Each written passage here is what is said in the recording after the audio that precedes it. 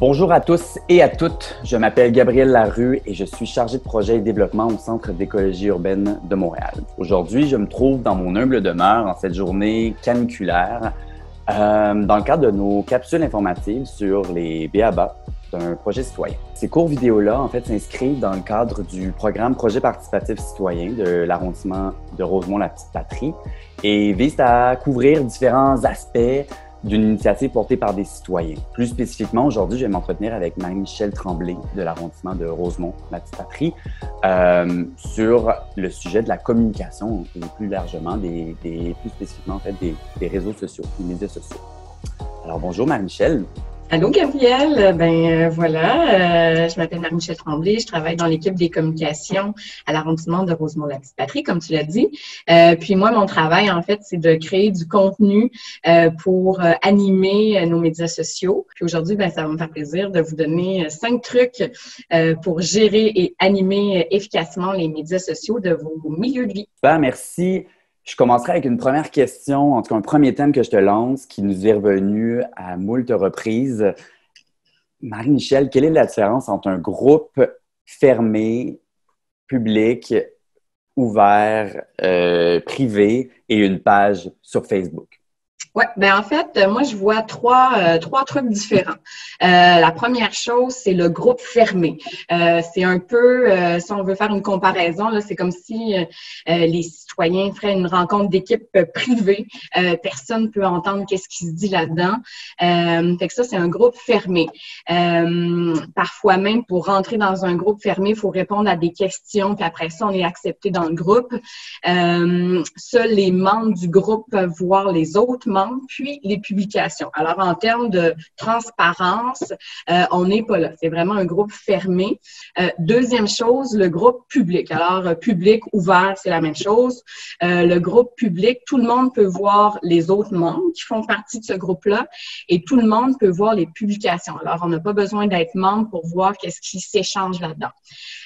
C'est un peu comme une rencontre d'équipe, mais auquel tout le monde pourrait accéder. Alors, pas besoin d'être dans le milieu de vie pour voir qu'est-ce qui se dit dans cette rencontre-là. Pas besoin d'être à Montréal, simplement être un usager de Facebook.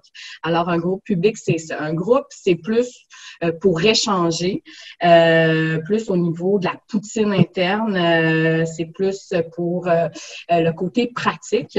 Ça a aussi un côté démocratique, comme le groupe est ouvert, les gens présents peuvent échanger, mais tout le monde peut voir. La troisième entité que je vois qui pourrait être créée par les citoyens, en fait, sur Facebook, c'est la page. La page, c'est un peu comme si vous étiez le journal de votre milieu de vie. C'est un peu moins pour l'organisation interne, mais c'est plus pour rayonner. C'est plus pour, exemple, dire voici qu'est-ce qui se passe dans notre milieu de vie. Davantage que on a une rencontre mardi, on fait ça chez Karine, puis j'amène du couscous. C'est moins ça une page, en théorie. Par contre, la page permet d'avoir plus d'options. Par exemple, on peut voir les statistiques de nos publications grâce à Facebook Insight, qui est comme le module de statistiques. On peut aussi faire des publications payantes, ce qu'on ne peut pas faire dans un groupe. Je vais revenir un peu plus tard sur les publications payantes. Contrairement à des groupes, sur une page, on peut pas, par contre, envoyer des messages en privé à tous les membres. Ça, c'est pas possible sur une page. Puis, autre chose qui différencie une page d'un groupe, c'est que le contenu qui est écrit dans une page est référencé par les moteurs de recherche, comme Google, par exemple. Une autre possibilité, en fait, c'est peut-être d'avoir un groupe ouvert pour discuter plus de l'organisation interne, puis d'avoir une page pour dire, voici ce qui se passe, faire rayonner comme ça, on était notre propre média du milieu de vie. Puis sinon, pour toutes les autres questions que les citoyens pourraient avoir là, sur est-ce que je peux faire ça dans un groupe ou dans une page, l'écrire dans Google, c'est vraiment efficace, ou dans un autre moteur de recherche. Mais exemple, est-ce possible de programmer une publication? Oui, c'est possible. Suivre les étapes en l'écrivant là, dans un moteur de recherche bien utile. Wow, c'est super éclairant, merci. Ça démystifie beaucoup de choses. Je trouve ça intéressant parce que tu es revenu un peu sur comme justement les avantages de créer un groupe pour s'organiser dans une équipe projet, puis de plus faire rayonner justement sur une page. Après, si on y va, par exemple, sur une page, comment on fait pour entretenir puis modérer des publications pour que justement cette page-là reste active puis consultée régulièrement? Oui, ben en fait, Facebook, c'est un outil payant. Payant dans le sens que ça vous coûte rien pour être membre, mais quand ça coûte rien, ça veut dire que c'est nous le produit. Alors, Facebook ne fait pas en sorte que le contenu qu'on va publier va être diffusé à tout le monde nécessairement. Ça, c'est le grand défi. Par contre, on peut inviter les gens qui suivent notre page ou notre groupe à recevoir les notifications. Alors ça va aider à ce que notre contenu soit vu par les membres. Première chose. Deuxième chose, on peut se poser des questions. À quelle fréquence je dois publier du contenu sur une page, par exemple, pour que l'heure soit la plus efficace? Première chose, je penserais à qui est mon public. Est-ce que par exemple, les gens qui sont dans mon groupe sont seulement des adultes qui travaillent normalement en semaine? Alors là, je vais peut-être penser à leur pause du midi, à début de soirée parce qu'ils vont être à la maison.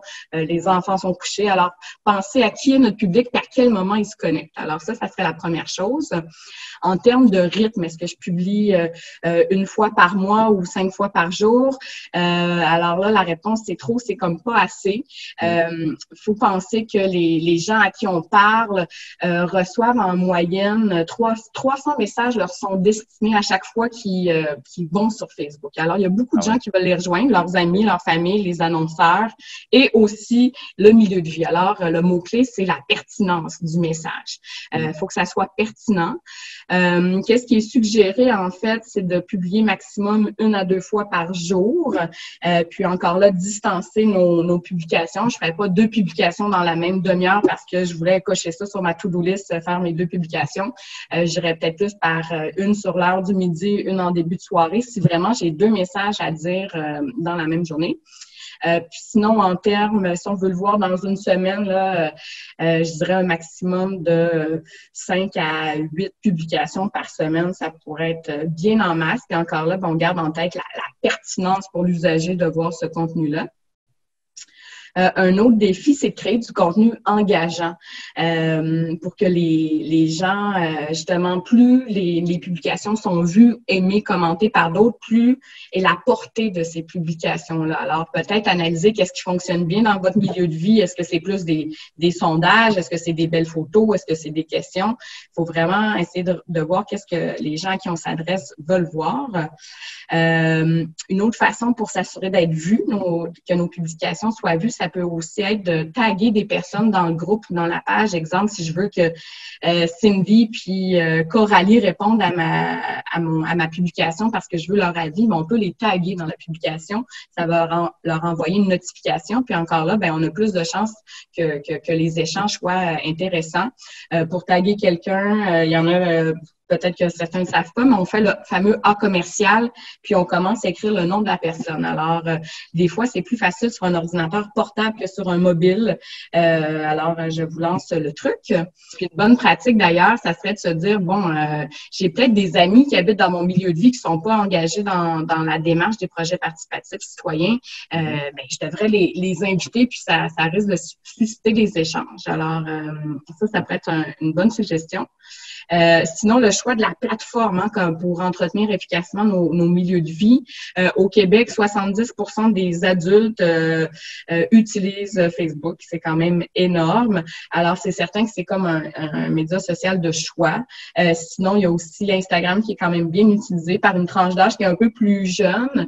C'est à peu près 24% des adultes québécois qui ont un profil Instagram. Alors, dans votre choix de communication, c'est de regarder ces options-là, où est votre public, puis quel temps vous avez à consacrer à ces différentes plateformes-là.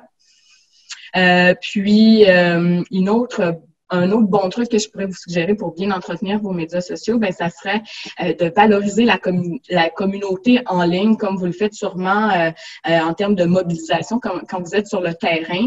Ben, si quelqu'un, justement, commande, publie, ben c'est bon de susciter la conversation, de poser des questions à cette personne-là, d'aimer son commentaire, pour qu'ultimement, les gens aient un sentiment d'appartenance au groupe ou à la page de leur milieu de vie.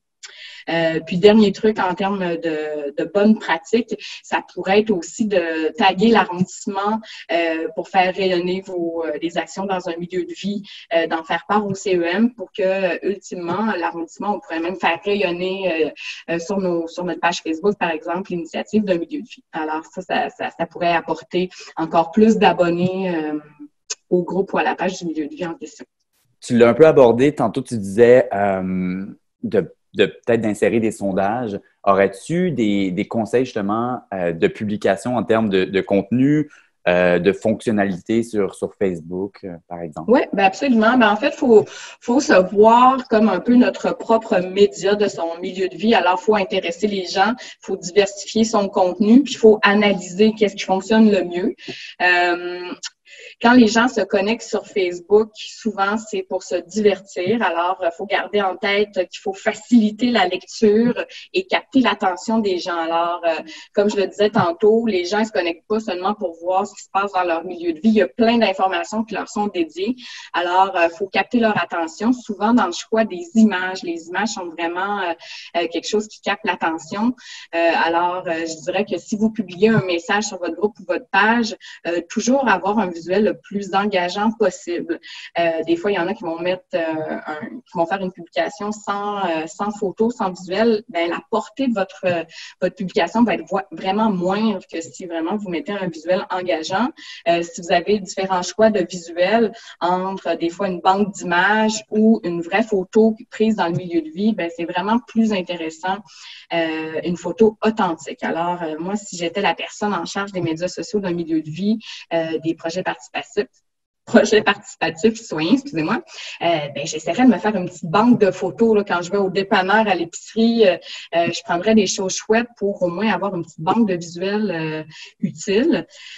Sinon, il pourrait utiliser des emojis des fois pour segmenter l'information, pour attirer l'attention. On n'en met pas trop, on veut pas avoir l'air d'avoir 8 ans et être sur TikTok. Puis, une autre façon de varier le contenu qu'on publie dans notre groupe ou notre page, ben ça pourrait être de faire un sondage. Exemple, je sais pas, moi, les citoyens veulent faire voter leurs voisins sur le choix d'un logo. Ben un sondage, ça pourrait être une bonne façon de le faire. On peut rentrer différentes options, les gens cliquent, puis ça nous calcule les résultats efficacement. Alors ça pourrait être une bonne façon. C'est démocratique. Même si quelqu'un n'était pas à la rencontre en tant que tel, il peut se connecter au groupe plus tard, puis voter lui aussi. Alors ça pourrait être une bonne façon de diversifier la stratégie de contenu là, qui va être sur votre milieu de vie en ligne. On se rend compte que Facebook, c'est beaucoup plus qu'une page personnelle, qu'un compte personnel, profil. On peut vraiment utiliser ça à plusieurs sauces. Autre question, Michel, qui nous est fréquemment posée dans les derniers jours. Est-ce que ça vaut la peine d'y aller avec une publication payante sur Facebook, par exemple? Ben, ça peut être efficace. Il faut toujours se demander si c'est la meilleure façon de rejoindre le public à qui on veut parler. Faut pas oublier qu'il y a toujours les médias locaux, comme des journaux locaux, ou encore être présent sur le terrain, puis parler aux vraies personnes du milieu de vie qu'on croise. Mais si vous décidez d'aller de l'avant avec une publication payante, attention, faut faire nos recherches, faut le faire de la bonne façon pour bien rentabiliser le budget qu'on dédie à ça. Souvent, on va voir booster cette publication. Alors ça, c'est pas une bonne façon de procéder parce qu'il y a peu d'options pour cibler, exemple, le territoire de notre milieu de vie. Alors, je recommanderais pas booster une publication, mais vraiment d'aller dans les options d'une page parce que sur un groupe, c'est pas possible, mais disons d'aller sur notre page et faire créer une publication. Alors, vous allez être en mesure de cibler en fonction de la localisation géolocalisation.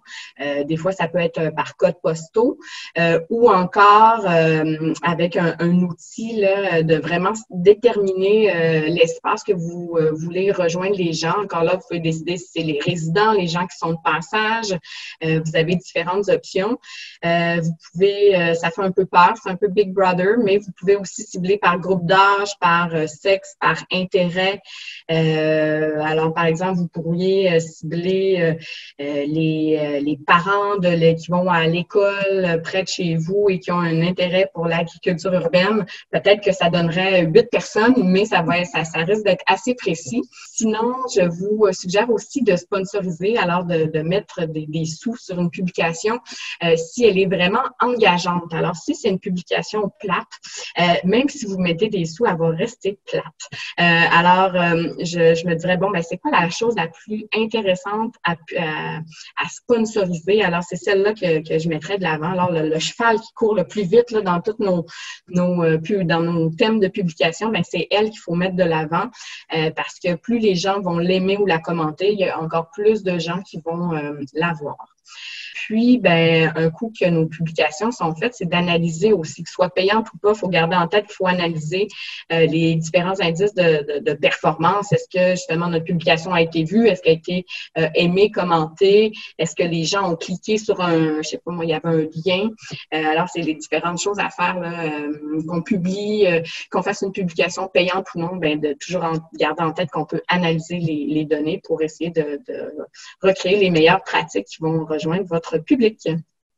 Une dernière question que je te poserais, Marie-Michel, est-ce qu'on peut publier n'importe quoi sur les réseaux sociaux? Et ici, je fais directement référence au droit à l'image. Oui, ben c'est ça. Hein. Facebook, c'est un peu la sphère publique d'aujourd'hui. On peut pas dire n'importe quoi et publier n'importe quoi. Avant de mettre, par exemple, une photo de quelqu'un, même si dans notre milieu de vie, puis on se dit, ben je vais le mettre sur mon groupe, il y a juste nous qui va le voir, ben faut demander l'accord des gens parce que c'est pas tout le monde qui a envie d'avoir leur visage sur Facebook. Ça peut aussi donner des indications assez précises de géolocalisation, dans le sens que si je vois la ruelle verte XYZ et un citoyen, je peux avoir de fortes chances qu'il habite tout près. Alors, pas tout le monde qui a envie que les autres sachent où ils habitent. Alors, si je prends des photos et que je souhaite les mettre sur Facebook, je demanderais dans un premier temps aux gens s'ils acceptent d'être sur ces photos-là. Encore plus s'il y a des enfants mineurs, exemple, je sais pas moi, vous avez Verdi, un parc, puis on voit les enfants qui sont là, puis on les reconnaît, ben, il faut toujours avoir l'accord parental, soit de façon orale, encore mieux si vous avez un formulaire signé, un formulaire en ligne. Alors ça, c'est vraiment l'idéal pour vraiment être bien protégé. Écoute, Marie-Michel, merci encore une fois infiniment de ces éclaircissements-là, de ces conseils, etc.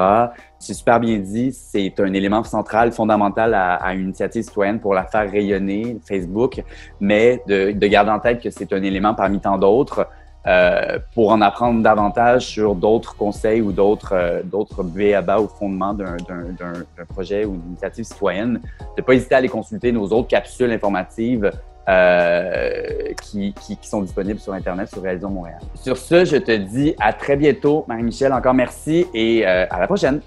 Allez! Ciao! Ou l'autre barre, je ne sais pas. Oui, je ne sais pas. Ciao!